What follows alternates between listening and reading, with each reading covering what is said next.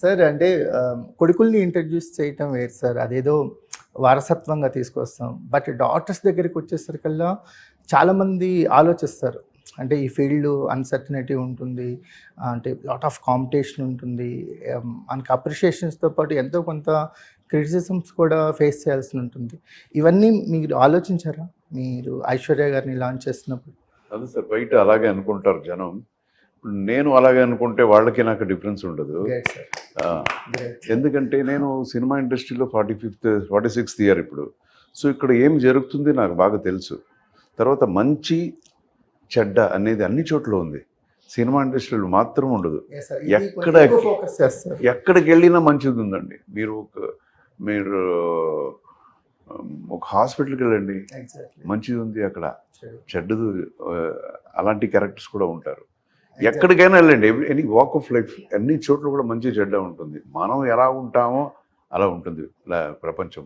ఏ ఒక విజన్లో మనం చూస్తాము. సో నాకు తెలుసు ఎలా చూస్తే ఎలా ఉంటుందని ఇక్కడ సినిమా ఇండస్ట్రీలో. సో ఇది మనం ఎప్పుడు చెప్పుకుంటాం కదా, అందరూ చెప్తారు కదా, ఇది సినిమా ఇండస్ట్రీ మా ఫ్యామిలీ అలా అన్నప్పుడు ఫ్యామిలీ ఉండలో తీసుకురావడానికి ఎందుకు భయపడాలి? మనం కరెక్ట్గా ఉంటే ఏది ఎక్కడ ప్రాబ్లం ఉండదండి.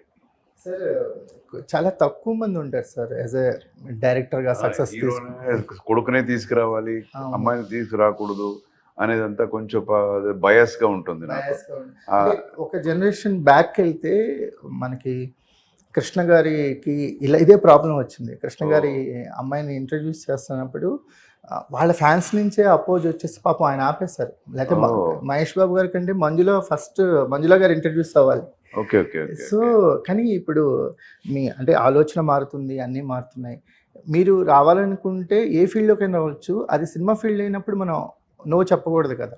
ఎనీ ఫీల్డ్కి మనం ఓకే చెప్పినప్పుడు అదే అంతే అదే. సో మీకు ఎలా అనిపించింది సార్? అంటే బిడ్డలకండి ఎప్పుడు వి షుడ్ పుష్, ఇదే చెయ్యి అని చెప్తే చాలా తప్పు అయిపోతుంది. వాళ్ళలో ఏదో ఒకటి ఉంటుంది.